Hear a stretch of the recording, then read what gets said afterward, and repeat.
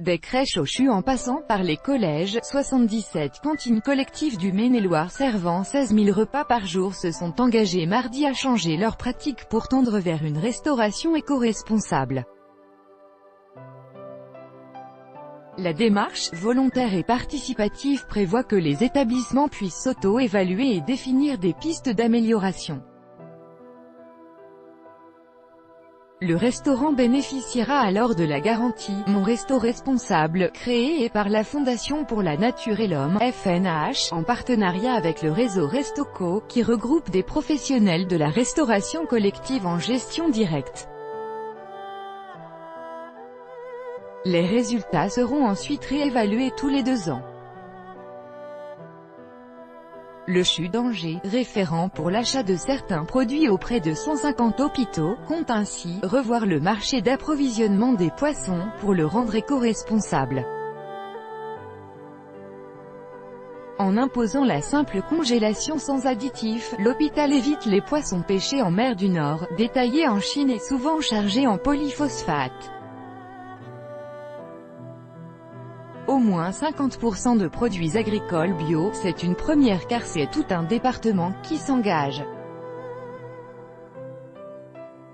Ça montre que la restauration collective responsable, bio ou de haute qualité environnementale, est possible à grande échelle, a déclaré Audrey Pulvar, présidente de la FNH. Adoptée en première lecture à l'Assemblée, la loi Agriculture et Alimentation fixe l'objectif de servir, d'ici 2022, au moins 50% de produits issus de l'agriculture biologique ou tenant compte de la préservation de l'environnement dans la restauration collective publique, avec une part de bio d'au moins 20% de la valeur totale. Ce sont des objectifs ambitieux mais pour les concrétiser il faut une démarche qui vienne des territoires, souligne le député du Maine-et-Loire Mathieu Orphelin, LREM.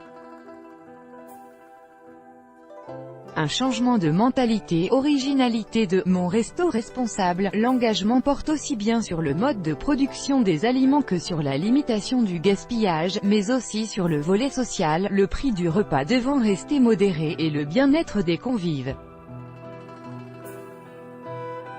Le Crous d'Angers prévoit d'aménager une terrasse extérieure pour rendre les déjeuners plus agréables, et de développer la cuisson nocturne pour réaliser des économies d'énergie. Pour moi c'est un changement de mentalité, reconnaît Gilles Deboise, chef du restaurant, qui sert 650 repas par jour.